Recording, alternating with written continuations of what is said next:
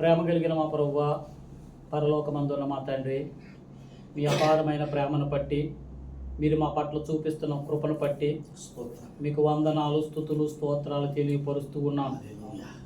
సజీవంగా ఉన్నటువంటి మేమే మిమ్మల్ని మహింపరచవలసినటువంటి వారు.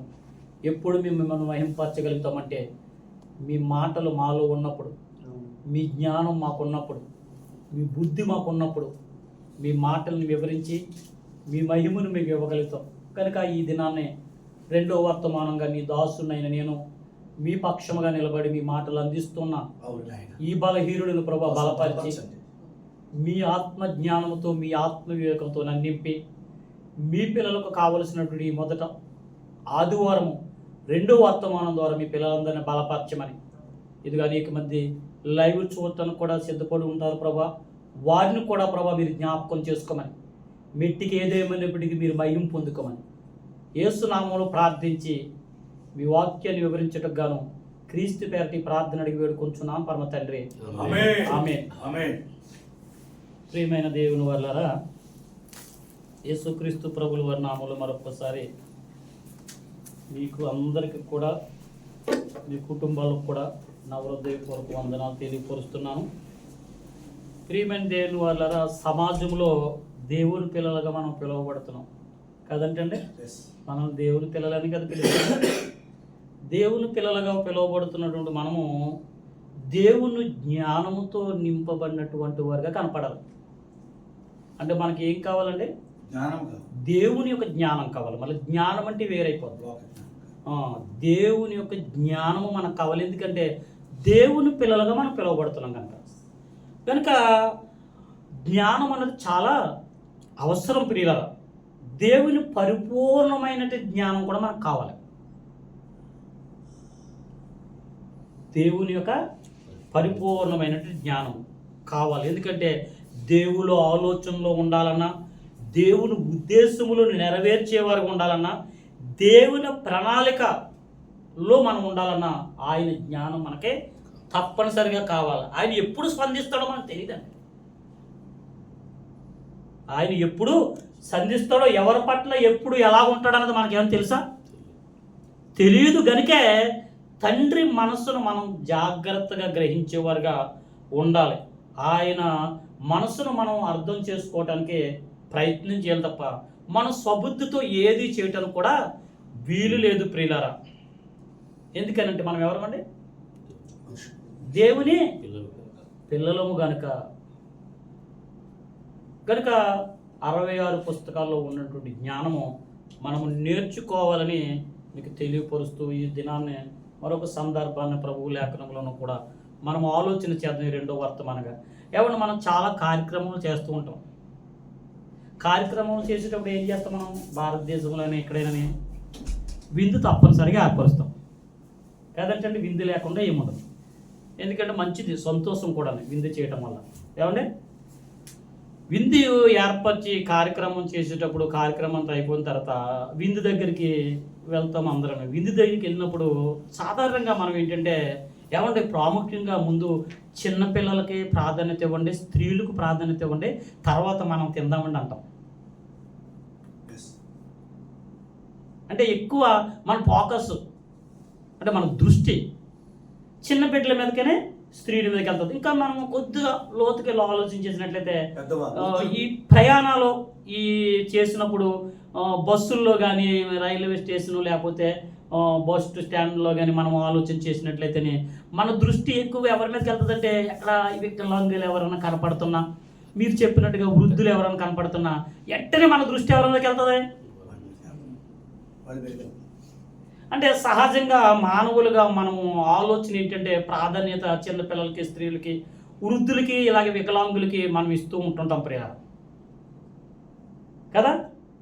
కానీ ఈరోజు అంశం ఏంటంటే దేవుని దృష్టి మరి ఎవరి మీద ఉంటుంది? ఏమంటే దేవుని దృష్టి ఎవరి మీద ఉంటుంది అన్న అంశం గురించి మాట్లాడాలని తెలియపరుస్తూ ఉన్నమాట. ఇది ఆ అంశాన్ని మీ ముందుకు తీసుకొచ్చనమాట.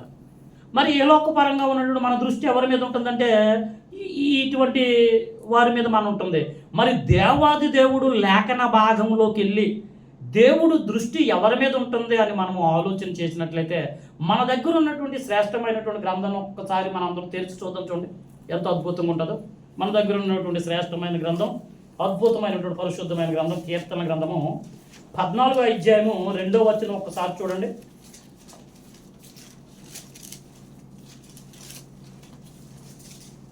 వివేకము కలిగి దేవుని వెదకువారు కలరేమో అని యెహోవా ఆకాశము నుండి చూచి నరులను పరిశీలించెను. చూసారేంటండి, దేవుడు ఆకాశం మీద నుండి అందరినీ చూస్తున్నాడండి.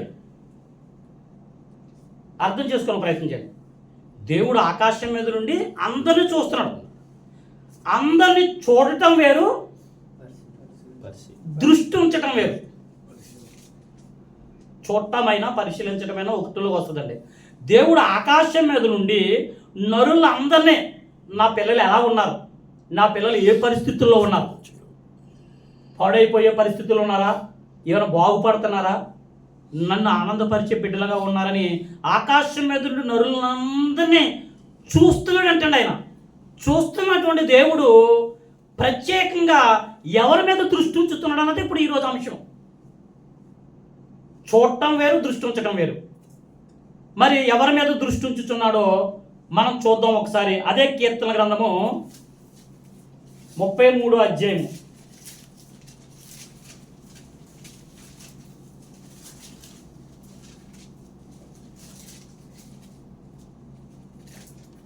18, 19 వచనాలు.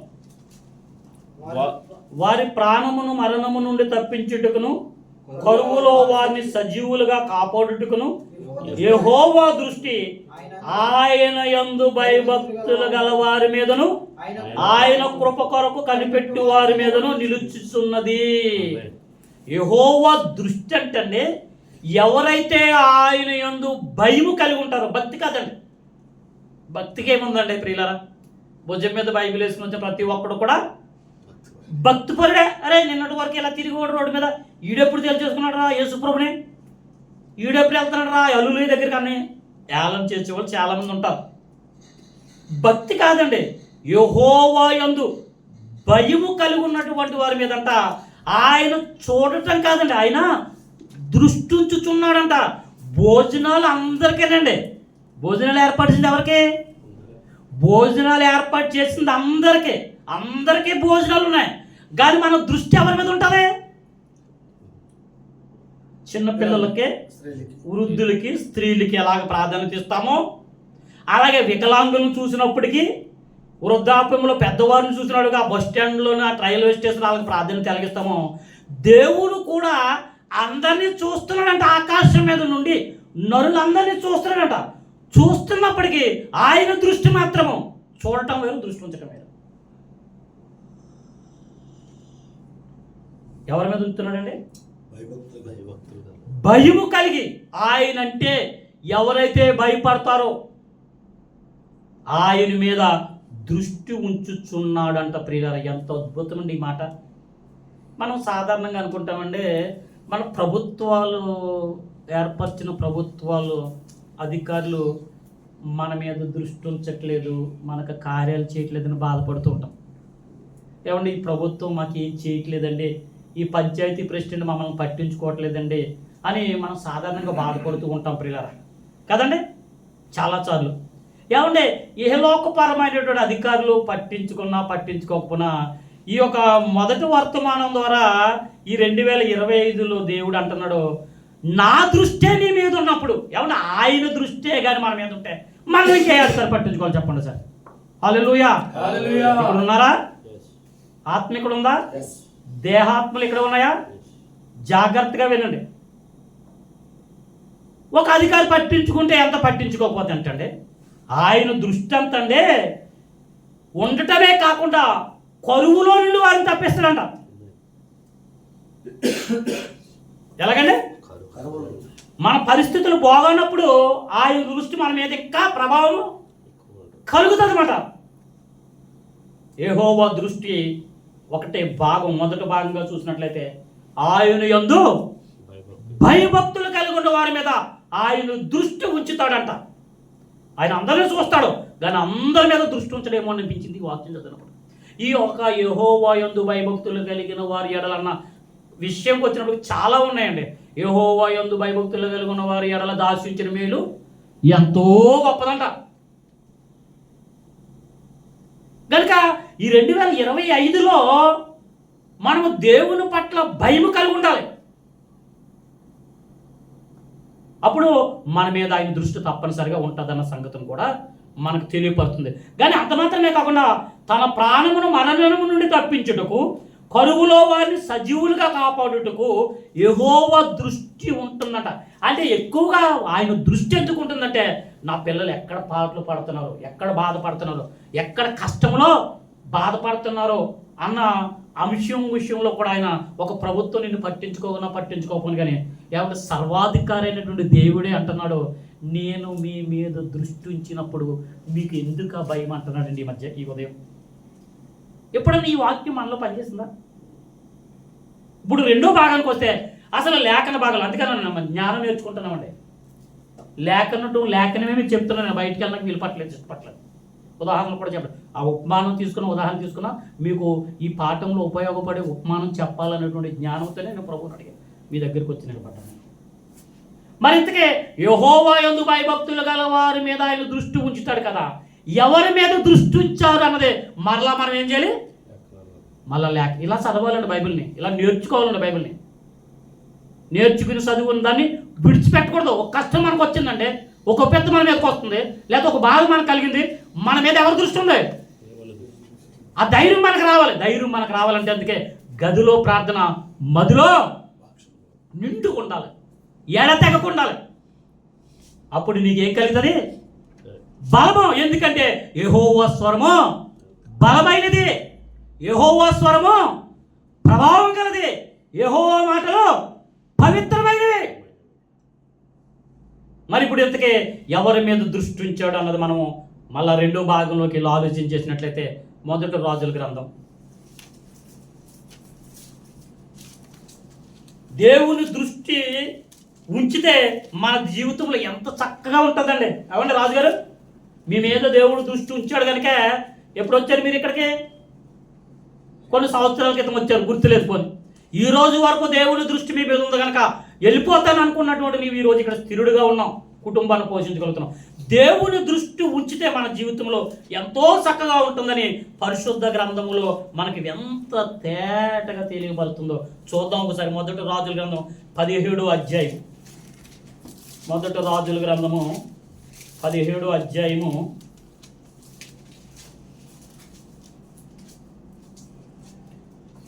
2వ వచనము నుండి నేను చదువుతున్నాను చూడండి. పిమ్మట యెహోవా వాక్కు అతనికి ప్రత్యక్షమై, యొర్దానునకును ఎదురుగానున్న కేరేతు వాగు దగ్గర దాగియుండుము. అంతేనండి. వాగు నీరు నువ్వు త్రాగుదువు, అతడికి నీకు ఆహారము తెచ్చినట్లు నేను కాకోలములకు ఆజ్ఞాపించితని అతనికి తెలియజేయగా, అతడు పోయి యెహోవా సెలవు చెప్పిన యొర్దానునకు ఎదురుగానున్న కేరేతు వాగు దగ్గర నివాసము చేసెను. ప్రవక్త అయినటువంటి ఏలియాతో తండ్రి అయిన దేవుడు మాట్లాడుతున్నటువంటి సందర్భం. ప్రియులారా, ఇశ్రాయేలు ప్రజలు భయంకరమైన పరిస్థితి, వారికి ఏ విధం చేతనన్న దేవుడు తెలియపరచాలి. ఏమంటే దేవుడు ఊరికి బాధ పెట్టాడండి. ఆయన అసలు బాధ పెట్టడు. బాధ పెడుతున్నాడు అంటే ఏంటంటే మనము తెలుసుకుంటామని బాధ పెడతాం. చూడండి, మన పిల్లల్ని మనం బాధ పెట్టాలని పెడతామా? మనం బాధ పెట్టాలని పెడతామా? కావాలని తెలుసుకుంటాడని ఒక మాట అన్నా, లేకపోతే ఇలా ఉండరా అలా ఉండరా చెప్పిన. దేవుడు కూడానండి మనల్ని బాధ పెడుతున్నాడు అంటే మనము ఆయనని గ్రహించుకోగలుగుతామని ఏదో మనకు పరీక్ష లాంటి ఒక బాధ పెడతారు తప్ప ఆయన కావాలని బాధ పెట్టాడు. ఇశ్రాయేలు ప్రజలు కూడానండి భయంకరమైన పరిస్థితి ఇక్కడ. అప్పుడు ఆ సందర్భంతో చూసినట్లయితే దేవుడు ఏలియా ప్రవక్తనే పంపించి, ఇదిగో కరువు రాబోతుంది, వర్షం కాదు కదా మంచు కూడా పడదంట, అటువంటి పరిస్థితి వస్తుందని రాజుకి చెప్పమన్నాడు. అంటే ఏలియా ప్రవక్తనే చూడండి, మొదటి రోజు అంతటి గిలాదు కాపురస్తులు సంబంధించిన ఇశ్రాయేలుడైన ఏలియా అహాబునకు వచ్చి, యవన సన్నిధిని నిలబడి ఉన్నాను, ఇశ్రాయేలు దేవుడైన యెహోవా జీవము తోడు, నా మాట ప్రకారము గాక ఈ సంవత్సరములో మంచైనను వర్షమైనను ఏమంటే మంచైనను వర్షమైనను పడదంటే ఎంత భయంకర అంటే మనుషులు పట్టు కూడా కొన్ని పంటలు పడితే ప్రియులా తెలుసు మీకు. మామిడి పళ్ళు ఉన్నాయి, మంచు కాలంలో బాగా పోతాయి అంటే దానికి ఏమవసరం? మంచు అవసరం. అంటే మంచు కూడా కురవదంటే అసలు పంటలే లేకపోతే ఎంత భయంకరమైన కరువు రాబోతుందో ఒక్కసారి ఆలోచించండి. ఆ కరువులో తన ప్రవక్త అయిన ఏలియాని దేవుడు దృష్టి ఉంచాడు. యెహోవా యందు భయభక్తులు గల వారి మీద ఆయన దృష్టి ఉంచుతాడు. ఇప్పుడు ఈ పరిస్థితుల్లో నుండి తన ప్రవక్త అయినటువంటి ఏలియాని కాపాడాలి, కరువు నుండి తప్పించాలని. కేరోతు వాగు దగ్గరకు నువ్వు వెళ్ళు, దీనికి ముందుగా నువ్వు వెళ్ళి ఆ యొక్క రాజు దగ్గరికి, అహాబు రాజు దగ్గర అహాబు నదుకు వచ్చి నువ్వు వెళ్ళి చెప్పని. ఏమండి ఎంత చక్కగా ఆ సందర్భాన్ని మనం ఆలోచన చేసినట్లయితే ఒక్కసారి గమనించండి. మన జీవితాల్లో కూడా చాలా ప్రతికూలమైన పరిస్థితులు, ఒక్కొక్కసారి విపత్తులు వస్తుంటాయి. ఎక్కడ దాకా వద్దండి, కరోనా పరిస్థితుల్లోనండి ఎంత భయంకరమైన పరిస్థితి అండి. ప్రొద్దుట లేస్తే ఏం తినాలా, ఎలా గడుస్తుందని ఆలోచించిన దినాల్లో ఎవరో ఒకరి ద్వారా ఏదో ఒక ఆహారమో అందించేవాడు దేవుడు కదంటే. దేవుడు ఆయన అంటాడు సమృద్ధి. ఆయన కారణం ఏంటంటే యెహోవా దృష్టి తన భక్తులు కలిగి ఉన్నటువంటి వారిని తప్పనిసరిగా ఉంటుంది. ఇదేదో చిన్న ఈజీగా కథే కదా అని అనుకుంటున్నాం మనం. ఇది జరిగినటువంటి సంఘటన, ఇది వాస్తవం ప్రియులారా. సరే, కేరోదు దగ్గర కొంతకాలమైన తర్వాత దేశంలో వర్షం లేక ఆ నీరు ఎండిపోయిందంట. ఆ కేరోతు వాగును కూడా మరలా తన ప్రవక్త, తన భక్తుడు, తనకు భయం కలిగిస్తున్నటువంటి ఏలియా ప్రవక్తనే మరలా దేవుడు దృష్టి నుంచి తప్పించాలి మరలా. అప్పుడు మరలా అంటాడు ఏలియా దగ్గరికి వచ్చి, ఒక సారేపతి అదవరం దగ్గర పంపిపోతాడు. ఆమె ఎవరు? అందుకేనండి ఆయన తన ప్రాణమును తన ఏంటంటే ఈ ఒక్కసారి మొదట చదవబడినటువంటి ఆ భాగానికి వెళ్ళడం సరి అది 38వ కీర్తన 33వ కీర్తన 18వ చదవడం సరి. వారి ప్రాణమును మరణమును తప్పించుటకును కరువులో వారిని సజీవులుగా కాపాడుటకును యెహోవా దృష్టి ఆయన యందు భయభక్తులు గల వారి మీదను ఆయన కృప కనిపెట్టి వారి మీదను భయభక్తులు గల వారి మీదను ఆయన కృప కనిపెట్టి వారి మీదను. ఇదిగోండి సారేపతి విధవరాలు ఉంది, భయంకరమైన కరువు పరిస్థితి వచ్చింది. కొంచెం మాత్రమే పిండి ఉంది, కొంచెం మాత్రమే నూనె ఉంది. తన కొడుకుతో చెప్పింది, ఒరే నాయన బాగా ఎప్పుడైతే ఆకలేస్తుందో అప్పుడు చెప్పు, అప్పుడు వరకు ఈ మంచినీళ్ళతోటి మనం సరిపెట్టుకుందాం బిడ్డ. ఏ తల్లి అయినా నేనండి బిడ్డ ఆకలి తీర్చకుండా తను తిందండి. భర్తను కోల్పోయింది, ఒక్కగానొక్క బిడ్డ. కరువు పరిస్థితుల్లో తన బిడ్డకు చెప్తుంది, నీకు ఎప్పుడు బాగా ఆకలి అయితే బిడ్డ అప్పుడున్న ఈ కొద్దిపాటి పిండిని రొట్టి చేసుకుని మనం ఇద్దరం తిందామని చెప్పింది. అలాగే అమ్మ నువ్వు చెప్పినట్టుగానే అన్నాడు కొడుకు. ఒకనొక దినాన్ని బాగా ఆకలేసింది, అమ్మ నాకు బాగా ఆకలేస్తుంది అని చెప్పాడు. ప్రవక్త ఆయన ఏలియాని ప్రభు చూడండి ఎలాగెంతో అద్భుతంగా ఆ మాట కొడుకు అన్నంతనే తన కొడుకు ఆకలిని ఏ తల్లి కూడా తట్టుకోలేదు కదండి. పొలంలో వేరుకు రావటానికి ఎక్కడికి వెళ్ళిందండి? పొలాల వేరుకు రావటానికి బయటికి వెళ్ళింది.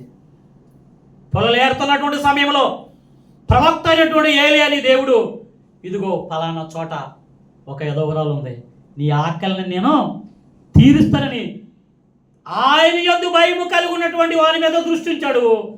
కృప కొరకు కనిపెట్టుకుంది. అయ్యా కుమారుడా, మనం నమ్ముకున్న దేవుడు నమ్మకమైన వాడు, మన ఆకలిని ఆయన తీరుస్తాడు, ఆయన కృపగలవాడు అని విశ్వాసముతో కృపగల దేవునికి కనిపెట్టుకుంది ఉందండి. ప్రవక్త అయిన ఏలియా వెళ్ళాడు, అమ్మా నీ దగ్గర ఏమైనా ఉంటే నాకు పెట్టు అన్నాడు. అయ్యా ఇదిగో కరువు పరిస్థితి, నేను భర్తను పోయి ఉన్నాను, ఒక్కగాని ఒక కుమారుడు, కొద్దిగా పిండి మాత్రమే ఉంది, నూనె ఉందయ్యా, నా కొడుకు ఆకలి అంటే ఏదో పొలలు ఏరుకోవటానికి ఇక్కడికి వచ్చాను అన్నాడు. అమ్మా పర్వాలేదు, విశ్వాసం ఉంచు, ఉన్నటువంటి ఆ రొట్టె మొక్కలో మొట్టమొదటిగా చేసి నాకు ఇయే విశ్వసించడం. ఏడా పరిస్థితులను మనం విశ్వసించగలుగుతామా? కృప కొరకు కనిపెట్టుకున్న వారు మాత్రమే ఆయన కృప, ఆయన యందు భయము కలిగి ఉన్న వారి పట్లను, ఆయన కృప కనిపెట్టి వారి పట్ల మాత్రమే ఆయన దృష్టి ఉంటుంది. 2020లో తప్పింపబడ్డావంటే నీ దృష్టి ఆయన మీద లేనప్పటికీ ఆయన దృష్టి నీ పట్ల ఎందుకు ఉందో తెలీదా?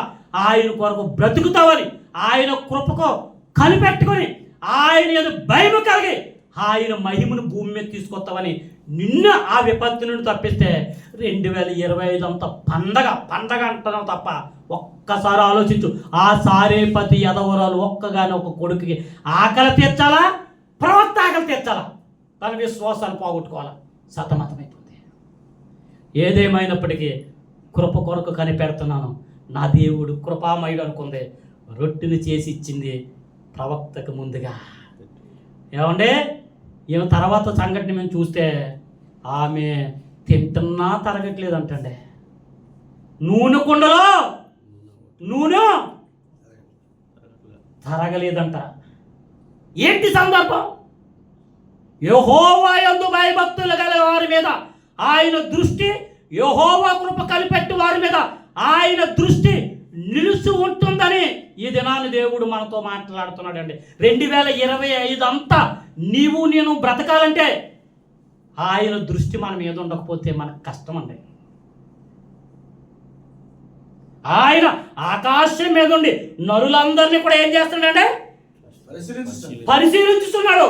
పరిశీలించడం వేరు, దృష్టి ఉంచడం వేరు. నువ్వు ఒక మార్కెట్కి వెళ్తావు, అన్నీ పరిశీలిస్తావు. దేని మీద దృష్టి ఉంచుతావు? నీకు ఏదైతే వస్తువు కావాలో ఆ వస్తువు మీద దృష్టి ఉంచి పరిశీలించి రేట్ అడిగి, డిస్కౌంట్ అడిగి, నచ్చితే బ్యాగులు వేసుకుంటావు. అన్నీ చూసావు, అక్కడ అన్నీ తీసుకున్నావా? మానవులను అందరినీ చేశాడు దేవుడు, మానవులు అందరినీ చూస్తున్నాడు. కానీ రాబోయే విపత్తు నుండైనా, నీకున్న కరువు నుండైనా, నీకున్న పరిస్థితి నుండైనా తప్పించబడాలంటే 2024లో నువ్వు లేవు, ఆయనకు భయపడి లేవు, ఆయన కృప కొరకు కనిపెట్టుకోదు, కేవలం భ్రమలో ఉన్నామంటే. కానీ 2025 మొదట ఆదివారం మొదట వర్తమానమును, రెండో వర్తమానం ద్వారా, మొదట వర్తమానం ద్వారా మాట్లాడుతున్నాడు. నేను న్యాయవంతుణ్ణి, నేను అన్యాయస్తుణ్ణి కాదు, నా మాటలు వింటున్నాను ఆ ప్రజలారా, నాకేమి న్యాయం చేస్తారు 2024లో, 2025లో నా మాటలు విని నాకేం న్యాయం చేయబోతున్నారు? న్యాయం చేసినా చేయకపోయినా నా యందు భయము, నా యందు కృప కనిపెట్టుకుని ఉంటేనే ఈ 2025 మీరు నా పిల్లలుగా జీవించగలుగుతారు. హల్లెలూయా, హల్లెలూయా. చూసారంటండి, తన యందు భయభక్తులు గల వారి ఎడల ఆయనకు ఇటువంటి సందర్భములు ఎన్నో మనం చూడొచ్చండి లేఖనాల్లో. కానీ ప్రియులారా, మనం వాక్యాన్ని మధులు పెట్టుకోవట్లేదండి. చక్కగా వింటున్నారు, ఎంత శ్రద్ధగా వింటున్నారంటే ఏమి రానటువంటి మరి మన రాజన్నను మొదలు బైబిల్ చూడటం కూడా చూడండి, రాజన్న మొదలు పెట్టుకుని మరి టీచర్ వరకు కూడా ఇక్కడ కూర్చున్న బ్రదర్ కూడా ఎంత శ్రద్ధగా ఉంటున్నాడు ఈ దీనుడు చెప్తుంటే. కానీ వినటం కాదండి, వినటం వల్ల విశ్వాసం కలుగుతుంది. ఆ విశ్వాసాన్ని కాపాడవలసినటువంటి బాధ్యత మన చేతిలో ఉంది. కుటుంబం అంతా కూడా అబ్రహాముని, ఏమంటే నువ్వు వెళ్ళిపోరా, తండ్రి కూడా ఇంకా భరించలేడురా, ఎన్నిసార్లు చెప్పండి నీకు? సరే, అదృశ్య దేవుడు కనపడ్డు, ఇంతమంది దేవుళ్ళు, ఇంతమంది దేవతలు మన దగ్గర ఉంటే మరొక క్రొత్త దేవుడు అంటున్నాడు, వచ్చినప్పుడల్లా తినేస్తున్నాం, చెప్తూ ఉన్నాం, ఇంకా తట్టుకోవాలి, నా దేవుడు నీకు ఏం చేస్తాడో ఇంక విడిచిపెడుతున్నాడు అనేసి విడిచిపెట్టాడంటే. అబ్రహాం ఒట్టి చేతులతో, నిరీక్షణ లేదండి, నిరీక్షణ లేని సమయంలో అదృశ్య దేవుడిని వెంటాడాడు. విశ్వాసంలో బలము కలిగి ఉన్నాడు, నిరీక్షణ కలిగి ఉన్నాడు, ఆయన యందు దృష్టి ఉంచాడు గనక ఒక్క కుమారుని ఇస్సాకును బలి ఇవ్వటానికి సిద్ధపడినప్పటికీ, సబాష్ నా కుమారుడా అబ్రహామా, ఎటువంటి స్థితిలో నువ్వు నిరీక్షణ కలిగి ఉన్నావు? ఆ విశ్వాసం మనలో ఉందంటే 2024 లేనప్పటికీ 2025లో ప్రవేశింపజేశాడు. ఎంత గొప్ప దేవుడు! ఇశ్రాయేలు పరిస్థితి మనం చూసినట్లయితే, ఇశ్రాయేలు పరిస్థితి అంతా కూడానండి తారుమారండి. దేవుడు ఎన్నో కార్యాలు, ఎన్నో అద్భుతాలు, ఎన్నో ఆశ్చర్యకరమైన సంగతులు చూసి వారి మీద దృష్టి ఉంచుకుంటూ నడిపించుకుంటూ వచ్చాడు లేదా? ఆ సందర్భం అదే రాజుల గ్రంథం. వారు దృష్టి ఉంచిన దేవుడి మీద దృష్టి ఉంచలేదు, మనసు పెట్టలేదు, గ్రహించలేకపోయారు. ఈరోజు అలా ఉండటానికి వీలు లేదని మహనీయుడైన యేసుక్రీస్తుని భూమి మీదకి పంపించి ఎన్నో సంగతులు, ఎన్నో అద్భుతమైన మాటలు వింటున్నాం ప్రియులరా. కానీ మన విశ్వాసాన్ని మనం కాపాడుకోలేకపోతున్నాం. అయినా దేవుడి దృష్టి మన మీద ఉందంటే. అందుకే ఈరోజు సజీవులు ఈ యొక్క సారేపతి స్త్రీ గురించి మనం ఆలోచన చేసినట్లయితే లూకా సువార్త తీయండి ఒకసారి. లూకా సువార్త 4వ అధ్యాయము 25-26 వచనాలు అనుకుంటాం.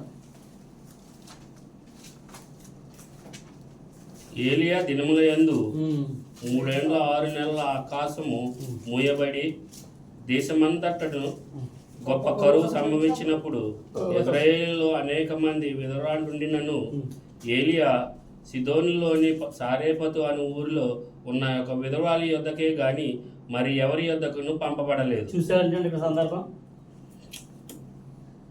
ఆ యొక్క దినములలో ఇశ్రాయేలు అనేక మంది విధవరాండ్లు ఉన్నప్పటికీ ఆ ఒక్క విధవరాండ్ల మీద దేవుడి దృష్టి ఎందుకు వచ్చాడంటే, నాకు చాలాసార్లు ఆలోచన కలిగింది. ఈ మాటలు చూస్తున్నాను, మీకు ఎప్పుడైనా కలిగింది లేదు. అనేక మంది విధవరాండ్లు ఉండగా సారేపతి స్త్రీ ఒక్కరితే కాదండి, అనేక మంది విధవరాండ్లు ఉండగా సారేపతి స్త్రీ దగ్గరికే తన ప్రవక్తను ఎందుకు పంపాడంటే, నా కొరకు, నా కృప కొరకు కనిపెడుతున్నటువంటి ఒక భక్తురాలు ఉంది, నా యందు భయము కలుగున్నటువంటి ప్రవక్త, నీ కొరువులో నీ ఆకలి తీర్చాలి, నా కృప కొరకు కనిపెడుతున్న తన తల్లిని, కుమారుడిని ఆ యొక్క ఆకలి తీర్చాలని. చెప్పండి, ఎంత గొప్ప దేవుడు ఆ మొక్కదని. అలాగే మరొక సందర్భం చూస్తే ఎంతోమంది కుష్ఠరోగులు ఉన్నారు ఒక చోట కదంటే, సువార్తల్లోకి వెళ్తే ఇలాంటి సందర్భాలు మనం ఎన్నో చూడొచ్చు ప్రియులారా. మరలా చాలా సంవత్సరాలు, చాలా తరాల తర్వాత కొత్త నిబంధనకి పాత నిబంధనకి చాలా వ్యత్యాసం ఉంది ప్రియులారా. మరలా ఇక్కడ లూకా గారు ఆమె ప్రస్తావాన్ని తీసుకొచ్చాడు. ఎవరి ప్రస్తావాన్ని? ఆ ప్రవక్త ప్రస్తావాన్ని తీసుకొచ్చాడు. సారేపతి స్త్రీ, కృప కొరకు కనిపెట్టినటువంటి స్త్రీ ప్రస్తావాన్ని తీసుకొచ్చాడు. ఎందుకని? దీని ద్వారా మన జ్ఞానం నేర్చుకోవాలి. అందుకే మీకు చెప్పాను, దేవుని పిల్లలుగా పిలువబడుతున్న మనకి దేవుని జ్ఞానం లేకపోతే దేవుడు లోకాన్ని చూడటం అసంభవము. ఎందుకంటే ఆయన సర్వశక్తిమంతుడు, సర్వము ఎరిగిన దేవుడు, సర్వాధిపతి, సర్వలోకానికి సృష్టికర్త, కన్న తండ్రి నీ మీద దృష్టి ఉంచుతున్నది. ఎందుకంటే నా పిల్లలు ఏ పరిస్థితుల్లో ఉన్నారు, ఎలాంటి పరిస్థితుల్లో ఉన్నారు అని ఆయన నీ మీద దృష్టి ఉంచి ఇటువంటి ఎంతో అద్భుతమైన సందర్భాలని యేసు ప్రభుల వారి కాలం నుండి నేర్పుకుంటూ వస్తున్నాడు. అపోస్తుల కాలం నుండి నేర్పుకుంటూ వస్తున్నాడు. 20వ శతాబ్దంలో మన కళ్ళ ముందు దైవజనులు భక్సింగ్ గారు అవ్వచ్చు, ఓసన్ గారు అవ్వచ్చు, విలియం కేరీ గారు భారతదేశానికి వచ్చి ఈ పరిశుద్ధమైన గ్రంథాన్ని చేతితో పట్టుకోవడానికి వాడుకున్న పాత్ర అండి.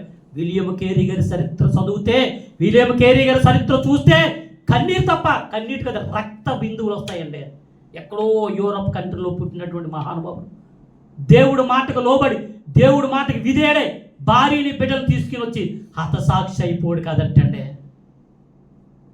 మరి ఇంత మహాజ్ఞాన గ్రంథాన్ని మన చేతిలో పెట్టుకుని ఇంకా పండగలు చేసుకుందామా ప్రియుల? చెప్పండి ఒకసారి. ఈరోజు అంశం ఏంటంటే, యెహోవా యందు భయభక్తులు గలవారి మీద ఆయన దృష్టి ఉండెను. ప్రవక్త అయిన ఏలియా దేవుని యందు భయభక్తులు కలిగి జీవించాడు. కరువు కాలముల నుండి ఆయన్ని తప్పించాడు. సారేపతి ఎదవరాలు తన కృప కొరకు కనిపెట్టుకుంది. కరువు కాలములో దేవాది దేవుడు తన ప్రవక్తను పంపించి, నీ కృప, నా కృప కొరకు కనిపెడుతున్నటువంటి నా తల్లి నేనున్నానని నిరూపించుకున్నాడు. ఇంక మహనీయుడని యేసుక్రీస్తు వద్దకు వస్తున్నాను. చివరిగా మహనీయుడని యేసుక్రీస్తు వద్దకు వస్తున్నాను. పరలోకాన్ని గొప్ప భాగ్యముగా ఎంచుకోకుండా, ఫిలిప్పీయులకు రాసిన పత్రిక 2వ అధ్యాయంలో ఉండదండి, దేవుడు అయ్యుండి, దేవుని కుమారుడు అయ్యుండి, దైవ లోకాన్ని విడిచిపెట్టి రిక్తులుగా తగ్గించుకొని ఈ భూమి మీదకి శరీరాకారంగా వచ్చినటువంటి యేసు ప్రభుల వారు ఆకలితో అలమటించాడు. సహోదరుడా, ఆకలితో అలమటించాడు. కొట్టారు, తిట్టారు. చివరికి యేసు క్రీస్తు ప్రభుల వారిని సిలువ వేయటానికి కూడా సిద్ధపడటానికి వెనకేయలేదు. సిలువ వేసిన తర్వాత కూడా వారికి ఇంకా ఆ మహనీయుడి మీద ఆ కక్ష ఎందుకో తెలియదు. ఆ కక్ష పోలేదు, బల్లుపుతో పోటు పొడిచారు. ఎందుకో తెలుసా? ఈ సంగతులన్నీ గ్రహించుకుని, ఆయన దేవుడని గ్రహించి, పరలోకం నుండి వచ్చాడని తెలుసుకొని, ప్రభు కొరకు బ్రతికి తిరిగి మరలా దేహాన్ని విడిచిపెట్టిన తర్వాత ఆయన పెట్టిన ఆత్మదీపముతో ఆయన కుడిపార్శ్వాన ఉండాలని తండ్రి పంపించిన కుమారుడు 33.5 సంవత్సరాలు ఆయన జీవితాన్ని చూసినట్లయితే ఆయన మీద ఎవరు దృష్టి ఉందండి? వచ్చిన వెంటనే అంటాడు, తండ్రి మీ కృప నాకు ఉందయ్యా, మీ కృపతో పాటు మనుషులదైనా కావాలి. కొట్టినప్పుడు ఓర్చుకునే శక్తి నాకు ఇయ్యయ్యా, వీళ్ళు తిట్టినప్పుడు ఓర్చుకునే గుణాన్ని నాకు దయచేయి. చిన్న మాట అంటే పట్టలేదండి ఒకరోజు, ఈరోజు విశ్వాసి చిన్న మాట చెప్పకుండా ఎక్కడికి వెళ్ళావు అని అడిగితే సంఘానికి మానేసేటట్టు ఉన్నారండి. ఒక సంఘం అన్నా, సంఘములోనూ ఒక ఆత్మీయ తండ్రి అయినా నీకు విలువలేనప్పుడు నీ కుటుంబం విలువ నీకేం తెలుస్తుందయ్యా? కుటుంబంలో నుంచి ఒక కుమారుడు ఎవరు కూడా అయినా తన స్నేహితుల ద్వారా బయటికి వెళ్ళినప్పుడు ఆ తండ్రికి చెప్పకుండా వెళ్తే ఆ తల్లిదండ్రులు ఎంత విలవిలలాడతారండి.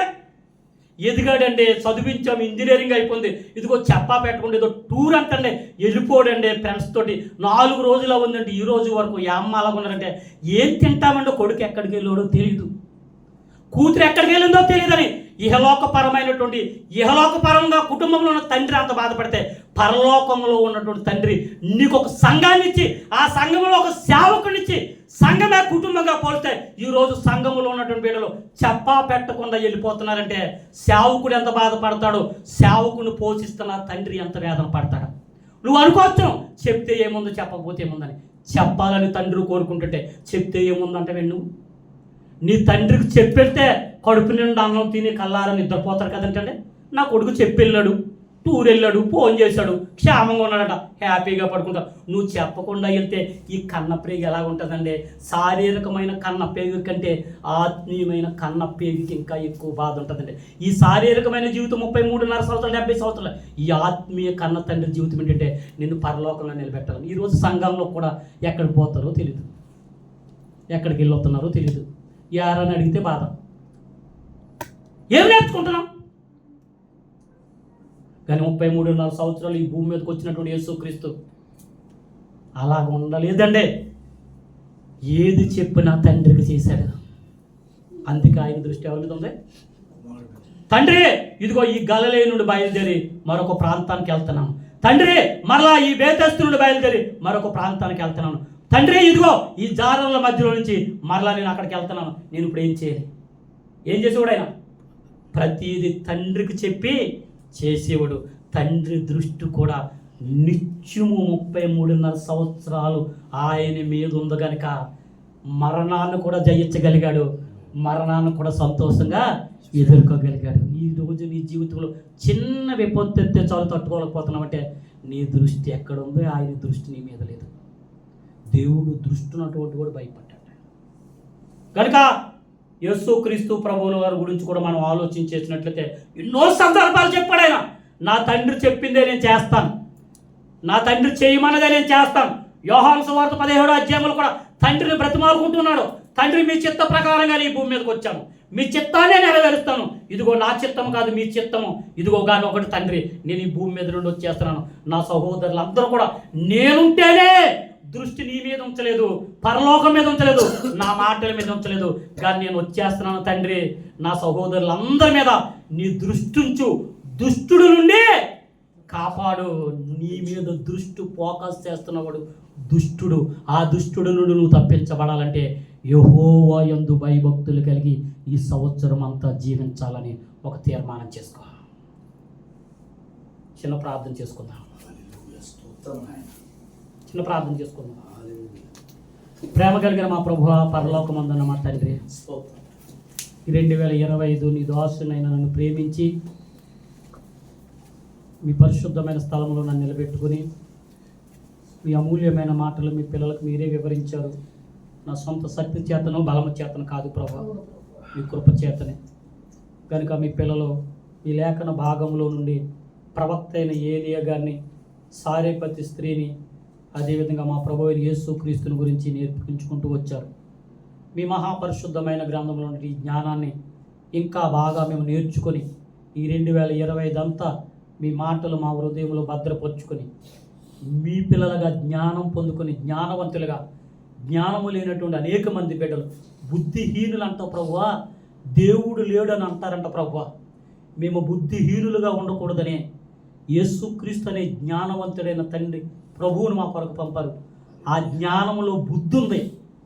ఆ బుద్ధి మమ్మల్ని కాపాడుకుని నశించిపోతున్న అనేక ఆత్మలను కాపాడటానికి ఉపయోగపడుతుందని గ్రహింపుతో నేర్చుకున్న ఈ పాఠాలన్నీ కూడా మీ అందు భయము కలిగి అయ్యా మీ కృపకు కనిపెట్టుకొని మీ కొరకు జీవించే సంఘముగా తీర్చిదిద్దమని సంఘము ప్రభు, అలాగే తండ్రి ఈ లైవ్ ద్వారా వింటున్న బిడ్డల్ని మీరు ప్రత్యేక ఈ 2025 అంతా కూడా కాచి కాపాడమని, మీరే మహిమ ఘనత ప్రభావాలు పొందుకోమని యేసు నామములో ప్రార్థించి మీ పిల్లల్ని మీ చేతులుగా చెప్తున్నాను తండ్రి. ఆమేన్. ఆమేన్. ఆమేన్.